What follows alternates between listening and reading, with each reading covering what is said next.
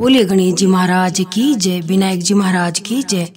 आज मैं आपको माघ महीने के तिल चौथ व्रत का विधान और कहानी सुनाने जा रही हूँ।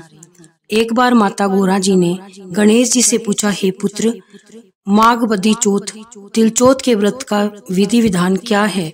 इस चौथ का नाम तिल चौथ क्यों हुआ?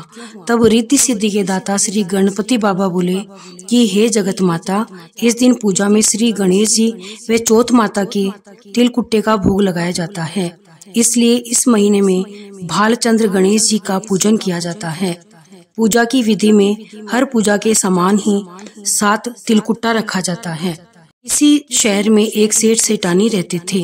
उनके कोई भी संतान नहीं थी। इससे दोनों जने दुखी रहते थे। एक बार सेठानी ने पड़ोसियों की स्त्रियों को तिल चौथ का व्रत करते हुए देखा तो पूछा, आप किस व्रत को कर रही है? इसके करने से क्या लाभ होता है? औरतें बोली, ये चौथ माता का व्रत है। इसके करने से धन, वैभव, पुत्र, सुहाग आदि सब कुछ प्राप्त होता है। घर में सुख शांति का वास होता है। तब सेठानी बोली कि यदि मेरे पुत्र हो जावे तो मैं चौथ माता का व्रत करके 1.25 किलो तिल कुट्टा चढ़ाऊं। बाद में वह गर्भवती हो गई, तब भी भोग नहीं लगाया और चौथ माता से बोली, हे चौथ माता, यदि मेरे पुत्र हो जावे तो मैं 2.5 किलो का तिल कुट्टा चढ़ाऊंगी। गौरी पुत्र गणेश व चौथ माता की कृपा से उसको पुत्र रत्न की प्राप्ति हुई, पर उसने तिल कुट्टे का भोग नहीं लगाया। फिर जब वह लड़का बड़ा हुआ तो सेठानी बोली, इस लड़के का विवाह तय हो जावे तो 5.25 किलो का तिल कुट्टा चढ़ाऊंगी। भगवान गजानंद व तिलचौथ माता की कृपा व मेहरबानी से उसके पुत्र की सगाई अच्छे कुल की कन्या से हो गई और लग्न मंडप में फेरे होने लगे। लेकिन भाग्यवश सेठानी फिर भी चौथ माता के तिल कुट्टे का भोग लगाना भूल गई। तब चौथ माता व श्री भगवान गणेश उस पर कुपित हो गए।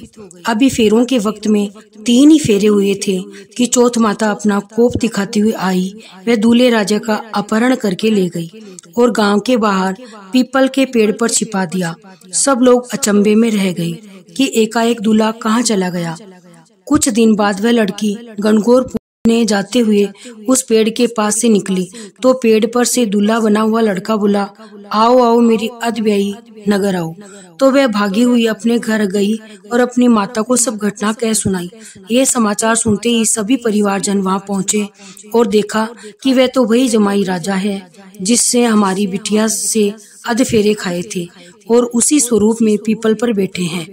तो सभी ने पूछा कि आप इतने दिनों से यहाँ क्यों बैठे हो, इसका क्या कारण है? जमाई राजा बोले, मैं तो यहाँ चौथ माता के गिरवी बैठा हूँ। तेरी माता श्री से जाकर कहो कि वह मेरे जन्म से लेकर अभी तक के बोले हुए सारे तिलकुट्टे का भोग लगाकर और चौथ माता से प्रार्थना करके क्षमा याचना करे, जिससे माता की कृपा से मुझे छुटकारा मिले। तब लड़के की सास ने अपनी समधन को जाकर सारा हाल सुनाया। तब दोनों समधनों ने 1.25 मन का तिलकुट्टा बना और श्री संकट सुवन सहित गणपति भगवान व चौथ माता को विधि विधान पूजा करके भोग अर्पण करके क्षमा याचना की। तो चौथ माता ने प्रसन्न होकर हर्षित होते हुए बोली कि बिजली की तरह दूल्हा राजा को वहां से उठाकर फिर वहीं फेरों के स्थान पर लाकर बिठा दिया। वहां वर वधु के 7 फेरे पूरे हुए और वर वधु सकुशल अपने घर के लिए विदा हुए। चौथ माता की कृपा से दोनों परिवारों में सभी तरह से अमन, चैन व खुशहाली हुई। हे चौथ माता, जैसा उस लड़के के साथ हुआ वैसा किसी के साथ न हो और कोई भी नर नारी भगवान के प्रसाद को चढ़ाना कभी न भूले। बोले श्री गणेश जी भगवान की और तिल चौथ माता की जय। अब आप सुनिए विनायक जी की कहानी। 2 देवरानी व जेठानी थी। देवरानी के बहुत धन था, जेठानी गरीब थी। जेठानी भगवान गणेश जी की बहुत आराधना करती थी। वे अपनी देवरानी के घर रोज आटा पीसने के लिए जाती थी।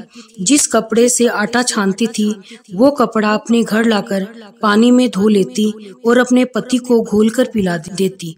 एक दिन देवरानी के बच्चों ने देख लिया।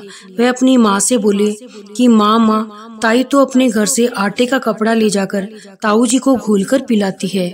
इस पर देवरानी ने जिठानी को कहा, देवरानी घर जाओ तो आटे छानने का कपड़ा यहीं रख कर जाया करो। जेठानी गरीब तो थी ही, उसने वैसा ही किया। घर गई तो उसका पति बोला, मुझे चूर्ण घोल के पिला दो। जेठानी बोली, आज उसने आटा छानने का कपड़ा वहीं रख लिया है, इसलिए मेरे पास आपको खिलाने के लिए कुछ भी नहीं है। उस दिन उसके पति ने गुस्से में होकर उसको लकड़ी से मारा। तकदीर से उस दिन चौथ माता का व्रत था। गणेश जी का स्मरण करती हुई भूखी ही सो गई। तभी थोड़ी देर बाद भगवान श्री गणेश जी ने आकर कहा कि आज तो तिलचौथ है और तू भूखी ही क्यों सो रही है। तब भगवान की भक्त जिठानी ने सारा वृत्तांत कह सुनाया। तब भगवान बोले कि आज मैंने तिलचौथ होने के कारण चूरमा व तिलकुट्टा बहुत खाया है, इसलिए निमटने की मन में है, सो कहाँ जाऊं। वह बोली, महाराज बहुत जगह पड़ी है, चाहे जहाँ चले जाओ। गणेश जी निमटने जाकर बोले, पूछू कहाँ। तब वह गुस्से में बोली, मेरा सिर पड़ा है, पहुँच लो।